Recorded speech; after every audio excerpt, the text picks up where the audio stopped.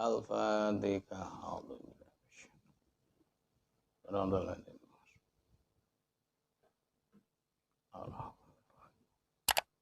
Iyyaka na'budu wa iyyaka nasta'in. Shiratal ladzina an'amta 'alaihim ghairil maghdubi 'alaihim waladdallin. Amin. Iki masalah sing bakal terjadi. Masalah sing bakal terjadi sekedap malih. Napa masalah? Bolehkah seseorang yang sholat Isya menjadi makmum dari imam yang sholat tarawih? Jadi imam ini kumpul sholat tarawih, imamnya sudah sholat tarawih, kamu baru datang, terus sampean makmuman kepada imam yang sholat tarawih, boleh atau tidak? Apa sampean malah sholat dhewe dhisik lagi sholat tarawih? Anu ngono sing ngono. Jadi sholat fardu syek petang rakaat lagi nyambung sholat tarawih. Nah sekarang apakah boleh kamu yang sholat fardu itu mengikuti atau bermakmum kepada orang yang sholat sunnah? Contohnya sholat tarawih. Akan saya bacakan Hasyiah Jamal juz 2 368. Bagaimana? Oh ini 368.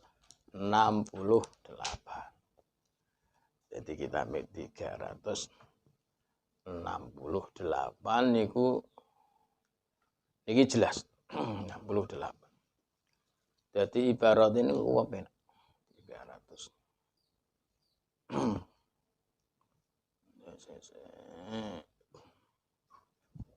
Tiga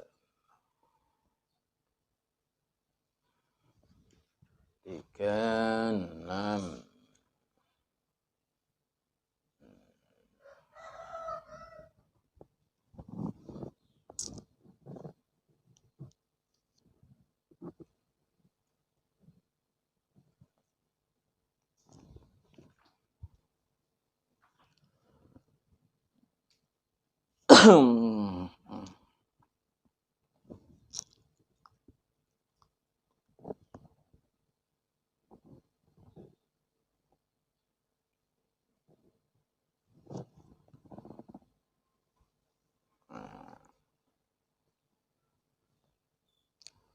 Tiga 367 368. Wa yasihu al-iktida'u li mu'addin bi qadin wa muftaridin bi mutanafilin.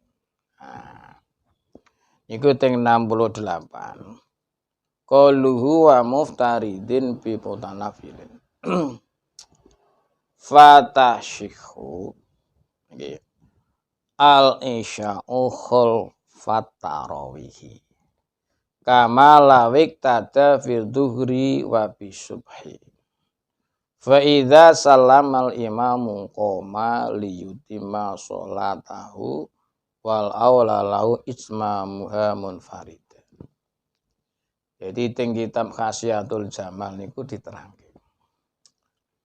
sah hukumnya orang yang sholat Isya di belakang imam yang sholat tarawih. Maksudnya orang yang sholat Isya mengikuti atau makmum kepada orang sholat tarawih. Seperti dia mengikuti dalam sholat duhur dan sholat subuh. Fa idza salamal imamu qoma liyutimma sholatahu. Kalau imamnya sholat tarawih tersebut sudah salam, Assalamualaikum warahmatullah. Assalamualaikum warahmatullah. Sampeyan mau sing menjadi makmum sholat tarawih, kemudian qoma liyutimma sholatahu. Kamu berdiri untuk menyempurnakan sholat. Berarti wau sampeyan untuk tarawih kan loro. Sholat Isya papat. Berarti kamu tetap boleh mengikuti imam yang sholat tarawih, kemudian kamu melanjutkan 2 rakaat. Jadi ra usah sampean sholat Isya dhewe lagi sholat tarawih. Iku saking cupete pemikiran fikih sebab ora paham ora tau ngaji. Itu umpamane pas mau Allahu akbar wis rakaat. Wah, rakaat pertama Kang Hanafi rawuh. Wah. Lho, kowe salat apa takoki? Lho, aku ya salat bar salat aku. Lho, salat apa? Aku salat isya. Lho, imamimu salat tarawih. Ora usah takok sik ora paham. Ya ngono ngantur ngono. Boleh. Boleh nggih. Jadi mutanafil orang yang muftarid itu boleh mengikuti orang yang sholat sunnah. Seperti ketika kamu sholat isya menjadi makmum dari orang yang sholat tarawih. Keterangan ini Hasyiah Jamal juz loro Shahifah 368 kitab iki. Oh ngono. Sekarang wis karena sudah dibaca ditaruh posisi kiri. Nah, sekarang yang kedua. Bagaimana sholat jamak takhir yang benar? Nek sholat jamak takhir sing benar itu piye? Sebab kadang-kadang orang itu berani sholat jamak takhir tapi tidak menetapi aturan yang tertentu. Malah tadi ini sholatnya qadha. Karena tidak tahu triknya bagaimana. Ngeten nggih. Jadi Khasiatul Jamal juz 2 Shahifah 443. Wah, tak lurunin nih, ketemu tak orane. Tenan ta ora. Jadi kitab Khasiatul Jamal ku luar biasa. 443. Jadi piye caranya? Nah, niki. Agan ya. Shahifah Khasiatul Jamal Shahifah 443 wa syurita litakhiri amroni faqat ahaduhuma niyatu jam'in fi waqti ula ma baqiya qadru rak'atin tamyizan lahu anit takhiri ta'adiyan wa dhairun annahu la akhraniyat ila waqtin la yasa'ul wal ula asa wa in waqan adaan wa illam yanbi al jam'a onawahu fi waqtil ula wa lam yabqa minum ma yasha rak'atan asa wa kanat qadaan. Itu jelas. Syaratnya orang melakukan jamak takhir itu ada dua. Yang pertama dia harus berniat jamak di waktu ula, waktu sholat yang pertama. Semasa masih ada waktu kira-kira melakukan satu rakaat untuk membedakan jamak takhir dengan niat dan sembrono. Contohnya, kamu itu sholat jamak antara duhur dan asyar kamu lakukan di waktu asyar. Bagaimana caranya? Ketika kamu waktu duhur itu harus berniat jamak. Jadi asyar ambil duhur. Padahal kamu sholatnya jamak takhir. Ketika waktu duhur, pas perjalanan waktu duhur dok Tuban. Padahal kamu menuju Banyuwangi. Ketika duhur itu kamu harus berniat. Nggih, nawaitu takhirad duhuri ilal asri li ajma'a bainahuma. Saudara. Niat ingsun ngono ae nek cara Jawa. Niat ingsun ngakhirake salat duhur ing dalem waktu asar supaya saged kula jamak.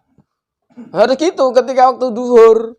Aja angger meneng ae terus salat duhur waktu asar, iku faminal salahin. Apa maneh dadi ketua rombongan jamiah.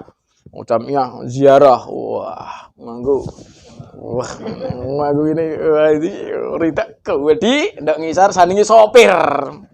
Ora arti ngandani.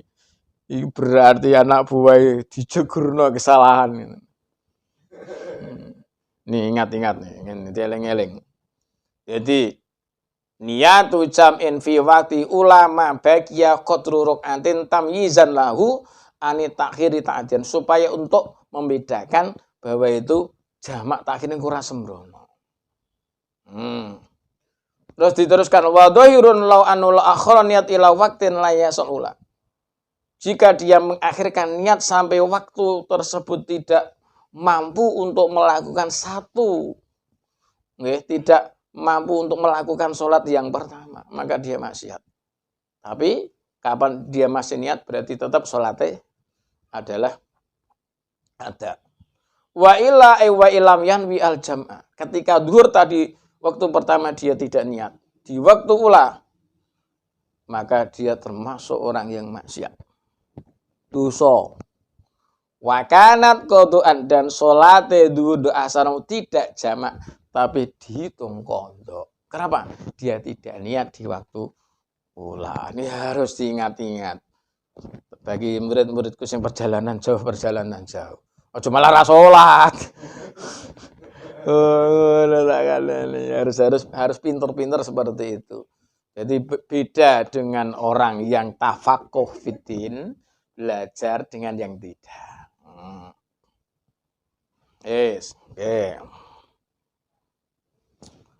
Ini masalah bakal sampean insyaallah mbah rong tahun 3 tahun yang akan datang. Adakah dalil yang menerangkan kesunahan adzan dan iqomat bagi orang yang berangkat haji? Kolaren diandani barang iku ana dalile apa ora?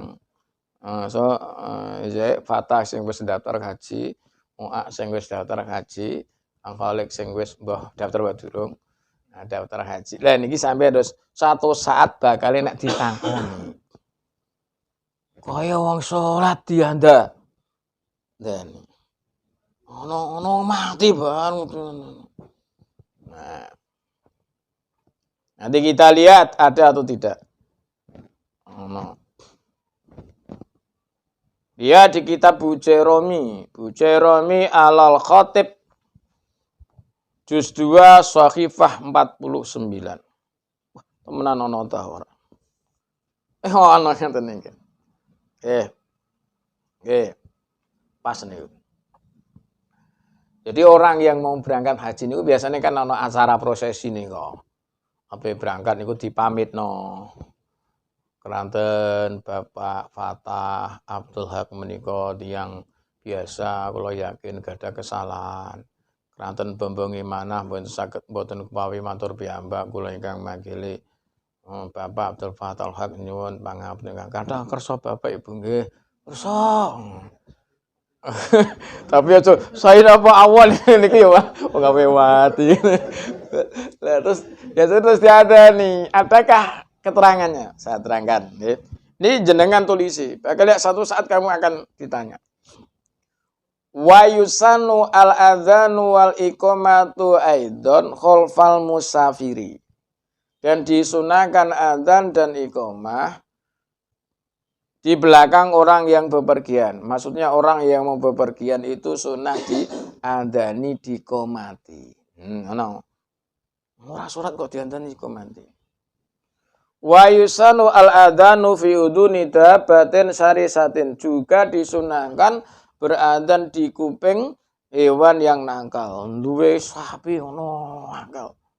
Nyepakan anggere sing liwat sing duwe ngolek sepak. Anake mencolot sampe. Wa fi uduni man sa'a khuluquhu lan di kuping orang yang mempunyai akhlak yang jelek. Ganti anak ku alake elek. Diandani. Nggih. Bareng diandani malah anake, wah aku lek mati diandani malah ngono. Wa fi udunil masyru' lan ing dalem kupinge wong kang klenger kena jin.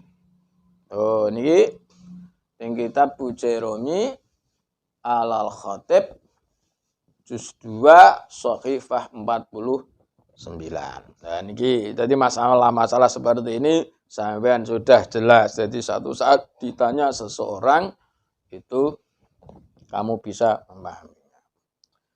Pertanyaan yang nomor 4, bagaimana hukum mencium istri, merangkul istri saat berpuasa?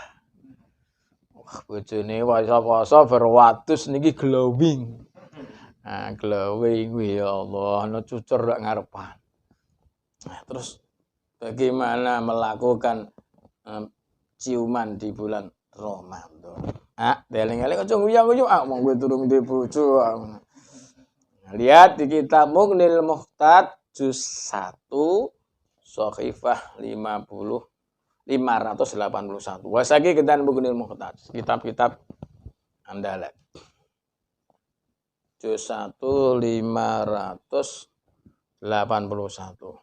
Piye ngambung bojone di saat bulan Ramadan kan sebentar lagi nih nggih. Masya Allah. Nah, kecuali sing sampean sing jomblo-jomblo niki ora iso mikir, tapi sing wis duwe bojo tantangan besar ngoten niki. Nah, tinggal ngaji ya ngoten ya. Ojo tinggal ngopi, poso-poso tinggal ngopi, ditinggal ngaji.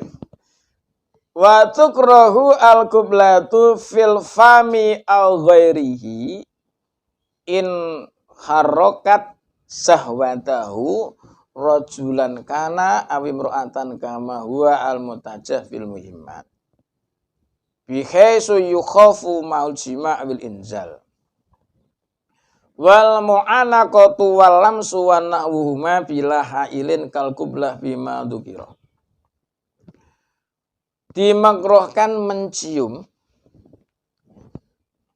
Iki maksudnya makruh bojone lho nggih. Nek ora bojone ya ora tukra. Ya tuh ramu. Dimakruhkan mencium bibir cangkeme umpamane. Atau yang lain, ora bibir, mbok apa wis pokoke ngoten. Ini hakimu aja ngerguyang-guyu, aja bayang-bayang niki. In harokat syahwatau jika ciuman itu menimbulkan syahwat. Bihaisu yukhafu ma'hul jima' bil inzal. Karena dikhawatirkan nanti kuwe iki nek ngambung, engko nanti merembet. Bar ngambung akhirnya atau sampai inzal, sampai metu mani. Wal mu'anaqah wal lamsu juga termasuk makruh adalah merangkul istri. Wah, bojone kok mburinan nek mlaku telek tok. Dirangkul ngene. Utawa didemek ning bila hailin tanpa aling-aling, tanpa yang menghalangi, hukumnya makruh. Kal qiblah fima dzukira. Itu harus diingat.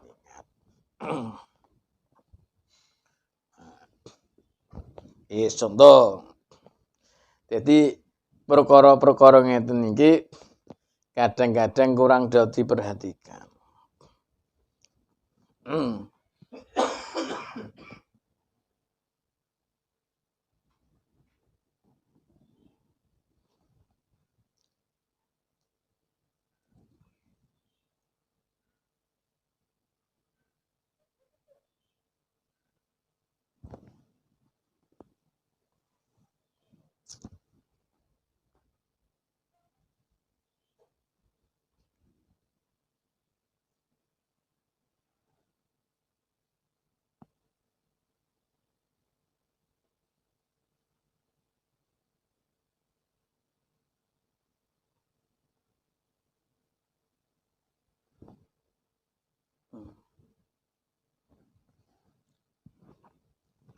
Jadi perkara-perkara sing ngoten niku kadang-kadang niku dianggap sesuatu yang mudah. Sehingga wong ngremehno, akhirnya malah batal poso. Lah saiki nek umpamane wayah poso niku gatelen. Alat kelamine kedigatelan. Dikukur ae. Saking wasike le ngukur sampai ngetokno mani ngoten. Bagaimana ini? Di jarak muanyen gatelen kuwi ngoten iki. Wis dikai napa niki balsem randande malah mekangkang. Dikukur terus dikukur. Niki. Qala fil majmu. Walau hakka zakarahu li'aridi sauda au hikatin fa anzala lam yuftir fil asah. li annahu mutawallidun min mubasyaratin mubah. Apakah orang yang mengukur alat kemaluannya sehingga mengeluarkan mani itu batal puasanya? Krono gatal. Jadi Imam Nawawi di dalam kitab Asma' Syarah Muhadzab mengatakan, walau hakadha kalau jika seseorang mengukur dzakar kemaluannya karena penyakit atau karena gudiken hikah. Fa'anzala kemudian saking ngasih keling ukur sehingga mengeluarkan mani lam yuftir fil asah itu tidak membatalkan puasa. Sebab gatel lho iku beda neh engko liyane nggih. Alasane li annahu mutawallidun min mubasyaratin mubahah. Karena itu terjadi karena mubasyarah pertemuan kulit yang dimubahkan, diperbolehkan. Wa hadza aqulu fil madhi. Lah ini maksude kula niki kula ngeten niki jenengan hati-hati. Wayah poso. Lah saiki nek umpamane nutul sing ditutul bojone ora kulit ning rambut. Rambut kan tidak membatalkan. Nah, itu beda lagi, nanti hati-hati. Kadang-kadang ana sing takok, umpamane wong poso terus nonton video porno. Ya nanti dilanjut pada episode yang akan datang. Karena saat ini ya kedawan, muga-muga barokah, manfaat. Amin, Allahumma amin. Selalu ngaji, muiman umur iku ora ana ngerti kapan entae. Wallahu alam bishawab. Al-Fatihah. Bismillahirrahmanirrahim. Alladzina an'amta 'alaihim ghairil maghdubi 'alaihim waladdallin. Amin.